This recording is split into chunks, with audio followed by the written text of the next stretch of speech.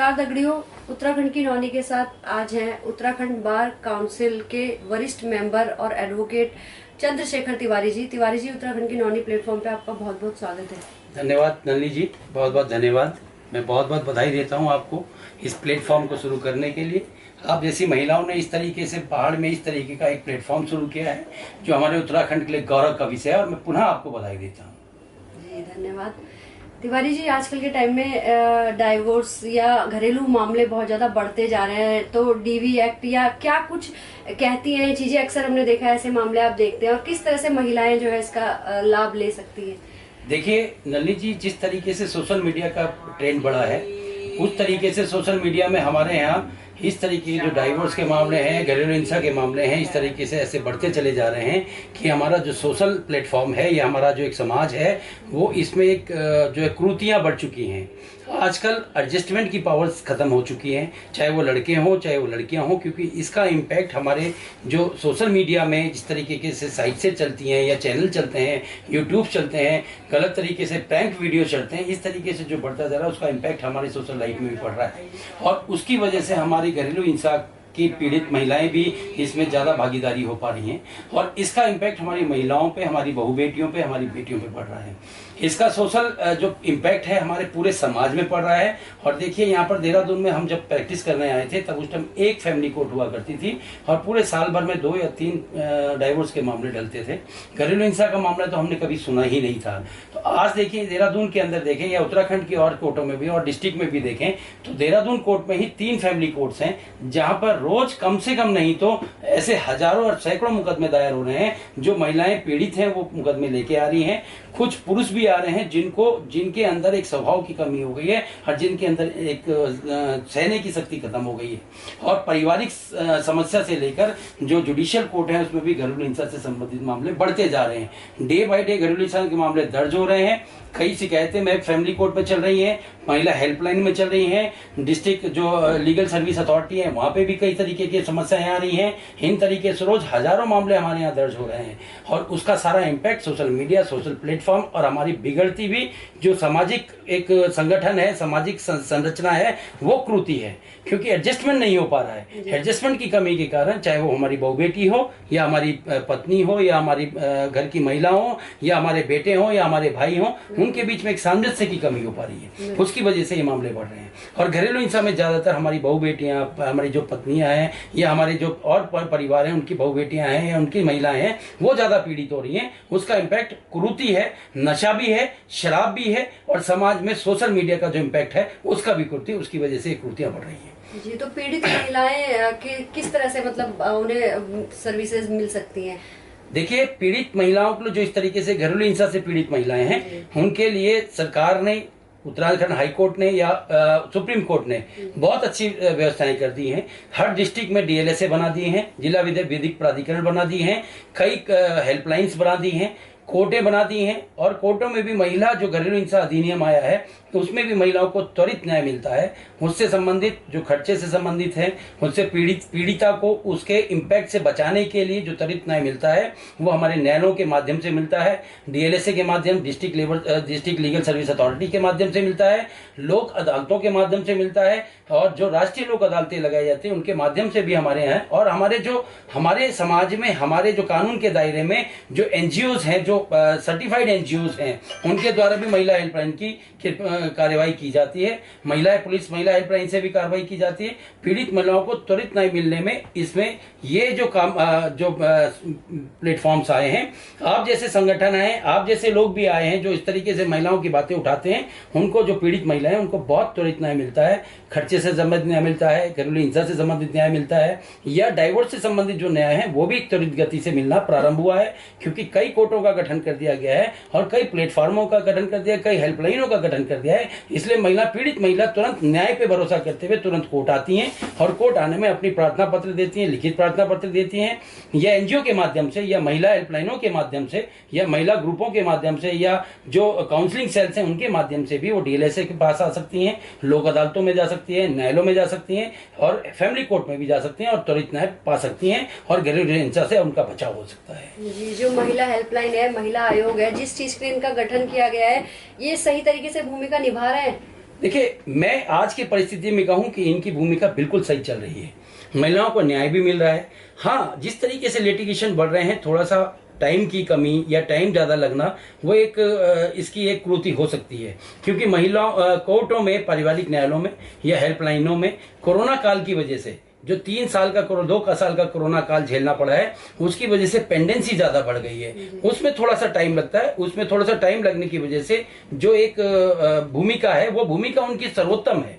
इन न्यायालयों की भूमिका बहुत सर्वोत्तम है, हेल्पलाइन की, लेकिन लिमिटेड संसाधन है। लिमिटेड संसाधन होने के कारण ये जो समय लगता है, इसमें थोड़ा देरी होती है, लेकिन न्याय जरूर मिलता है। और उसमें भी कोशिश होती है कि जो सरकारी तंत्र है या सरकार है या न्यायालय हैं, उसमें भी ये देखते हैं कि महिलाओं से संबंधित जितने भी मामले हैं उनको त्वरित गति से निपटाया जा रहा है, उनको हेल्प दी जा रही है, उनको न्याय मिल रहा है। लेकिन थोड़ा समय लगना है, ये सरकारी तंत्र है, इसमें सरकार को भी देखना चाहिए। इस तरीके से न्यायालय और बढ़ाने चाहिए, इस तरीके से एजेंसियां बढ़ानी चाहिए, और जो इंफ्रास्ट्रक्चर है उसको भी बढ़ाना चाहिए, जिससे डे बाय डे न्याय की प्रक्रिया हमारे यहाँ महिलाओं को मिल सके और उनका भला हो सके। अब मान लीजिए मैं एक आम महिला हूँ और मैं पीड़ित हूँ, बहुत सारी चीजें मेरे इर्द गिर्द है, लेकिन मैं नहीं समझ पाती कि मैं कैसे हेल्प लूँ, मैं कैसे निकलूँ, मैं क्या करूँ। फोन भी मेरे पास ऐसा नहीं है कि मैं खुद का यूज कर रही हूँ, तो क्या करना चाहिए मुझे उस समय? देखिए, आजकल हमारे यहाँ, हमारे जो तंत्र में सरकार ने बहुत अच्छी सुविधाएं दी हैं।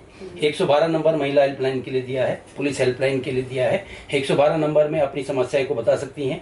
डिस्ट्रिक्ट लीगल अथॉरिटी के नंबर भी जारी हुए हैं, लोक अदालतों के नंबर भी जारी हैं, और जो पैरा लीगल वॉलंटियर्स हैं उनके भी नंबर सरकार ने जारी किए हैं। वन स्टॉप सेंटर्स भी सरकार ने बनाए हुए हैं। और जो हमारी डिस्ट्रिक्ट न्यायालय है या लीगल सर्विस अथॉरिटी है, उसके अंदर भी कुछ ऐसे एनजीओज बनाए गए हैं, जो परमानेंट लोक अदालत बनाई गई है, और जो काउंसलिंग सेल बनाए हैं, उनके नंबर्स जारी किए गए हैं, वो सोशल मीडिया में सारे जारी किए गए हैं। उनके माध्यम से जो महिला नहीं पहुंच पाती हैं, वो उनको फोन कर सकती हैं, न्याय उनके द्वार चल सकता है। और हमारे यहाँ जो district level legal service authority है, वो अपना कार्य बहुत सुचारू रूप से कर रहा है। और जहां तक मैंने उनके जो मेंबर्स हैं, उनकी जो अथॉरिटी है, वो बहुत अच्छे कार्य करने में तुली हुई हैं। वो कोशिश करती हैं कि ऐसी तरीके की पीड़ित महिलाओं के पास पहुंचा जाए, और चाहे वो एनजीओ के माध्यम से हो, चाहे हेल्पलाइन के माध्यम से हो, या पैरा लीगल वॉलंटियर के माध्यम से उनके पास पहुंचने में वो सक्षम हो रही हैं, और अपनी भूमिका बहुत अच्छी तरीके से निभा रही हैं। और निभाने में उनको जो आ रहा है, उसका जो रिजल्ट आ रहा है, इम्पैक्ट आ रहा है, ये जो सेल्स बने हैं या पब्लिक फैमिली कोर्ट्स बने हैं, इनकी अपनी भूमिका पूरी अच्छी तरीके से सुचारू रूप चल रही है। लेकिन मैंने आपको कहा कि इंफ्रास्ट्रक्चर की कमी से थोड़ा बहुत रुकावटें आ रही हैं, उसमें भी सरकार का ध्यान जाना चाहिए, और सरकार उसमें ध्यान दे रही है। और इस तरह क्योंकि ऑब्जर्वेटिंग कमेटी बनी हुई है, और सुप्रीम कोर्ट भी इसमें ध्यान दे रहा है कि महिलाओं से संबंधित अपराध जितने भी हैं, या घरेलू हिंसा से संबंधित, चाहे वो हाई कोर्ट हो या डिस्ट्रिक्ट कोर्ट है, वो भी इसमें ऑब्जर्वेशन करते हैं, और महिलाओं को न्याय देने में तुरंत आगे आ रहे हैं। और उनकी इम्पैक्ट जो इनका आ रहा है, इनकी जो भूमिका है, वह सर्वोत्तम है, और बड़ी अच्छी परफॉर्मेंस इनकी निकल के आ रही है, और महिलाओं को न्याय मिल रहा है। ये तो हुई महिलाओं की बात। क्या पुरुषों को भी जरूरत है इस तरह की किसी मंच की? देखिए, किसी भी पहलू के, किसी भी एक उसके दो पहलू होते हैं, एक गलत और एक सही। हम ये मानते हैं कि इसकी आड़ में कुछ महिलाओं में, कुछ लोगों में, मैं महिलाओं की बात नहीं कर रहा हूं, कुछ ऐसे कुछ लोग होते हैं जो कानून का दुरुपयोग करते हैं। उस कानून के दुरुपयोग के, मैं ये नहीं कहता हूं कि पुरुषों को इस तरीके के माध्यम की जरूरत नहीं पड़ेगी, लेकिन अगर पुरुष इस तरीके से भी हैं, या पुरुष इस तरीके से कार्य करना चाहते हैं, या उनको भी पीड़ित हैं, तो उनके लिए भी कई मंच बने हुए हैं।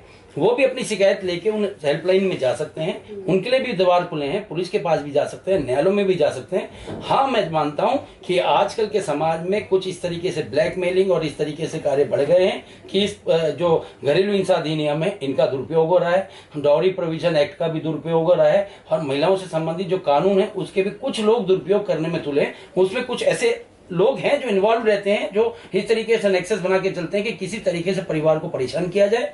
और कई मामले सामने आए हैं, मैं उन मामलों का इस प्लेटफॉर्म के जरिए खुलासा तो नहीं करूंगा, लेकिन कई मामले हमारे सामने भी आए हैं, यहाँ पे इस तरीके से झूठी शिकायतें भी पुरुषों के भी या परिवारों के विरुद्ध, उस परिवार को तोड़ने के लिए या किसी लालच के लिए इस तरीके से की गई है।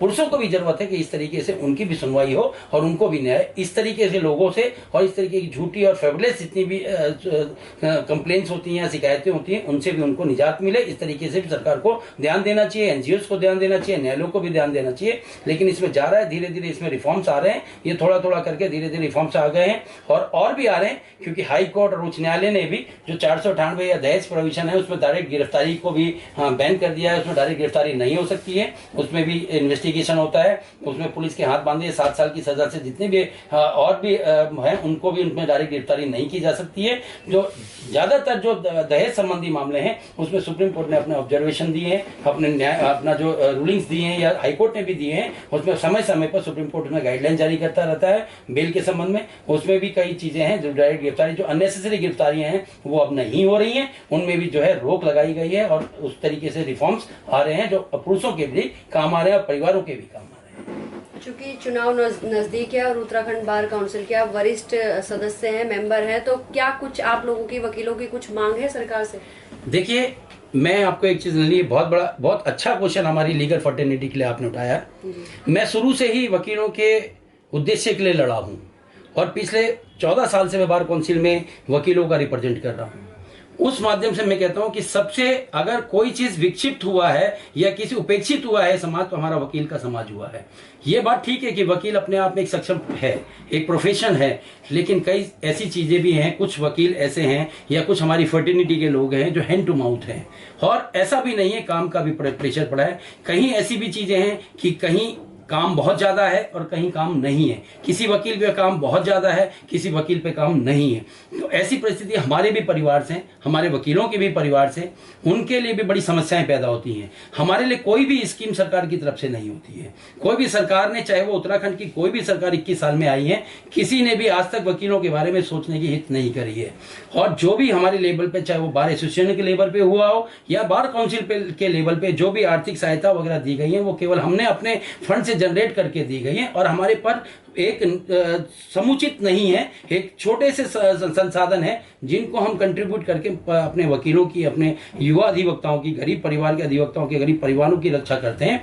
हमें फाइनेंशियल स्टैंड बाय हमें नहीं दिया गया है, ना किसी सरकार के द्वारा दिया गया है, ना सेंट्रल गवर्नमेंट के द्वारा गया है। तो मैं आपके माध्यम से, मैं अपने वकील फर्टिनिटी के लिए मांग करता हूं, मैं राज्य सरकार से मांग करता हूं, मैं हाईकोर्ट के माध्यम से भी मांग करता हूं कि वकीलों के बारे में सोच के कोई डायरेक्शन सरकार के लिए जारी किया जाए, जिससे गरीब लोगों, गरीब परिवार, जो गरीब वकील हैं या उनके परिवार हैं जिनको आर्थिक तंगी का सामना झेलना पड़ता है।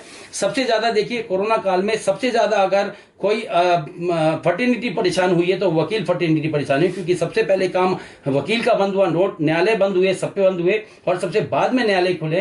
तो इस परिस्थितियों में कई वकीलों के द्वारा अपना प्रोफेशन छोड़ा भी गया है, क्योंकि आर्थिक तंगी के जब न्यायालय नहीं चले और जो इसी पे डिपेंड थे, उनकी बहुत आर्थिक स्थिति खराब हुई है। उसमें किसी भी सरकार ने हमारा कोई कार्य नहीं किया या कोई आर्थिक सहायता हमें सरकार ने नहीं दी है।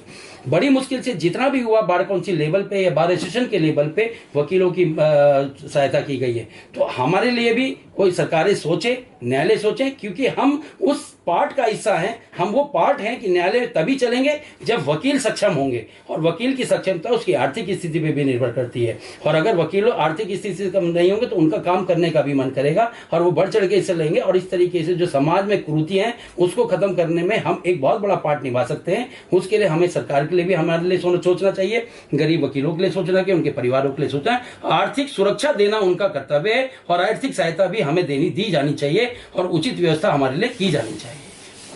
बिल्कुल, वकीलों को आर्थिक सहायता दी जाए, शेखर जी की ये डिमांड है। तो उत्तराखंड की नौनी से जुड़ने के लिए चंद्रशेखर तिवारी जी, आपका बहुत बहुत धन्यवाद। बहुत बहुत धन्यवाद नलिनी जी, आपने मुझे सौभाग्य दिया है कि अपने प्लेटफॉर्म में जुड़ने के लिए मुझे अपनी बातें, अपनी फर्टिनिटी से संबंधित बातें रखने का मौका दिया है। मैं इसका आपका हार्दिक दिल से तहे दिल से वकीलों की तरफ से भी आपका हार्दिक अभिनंदन करता हूँ, धन्यवाद करता हूँ।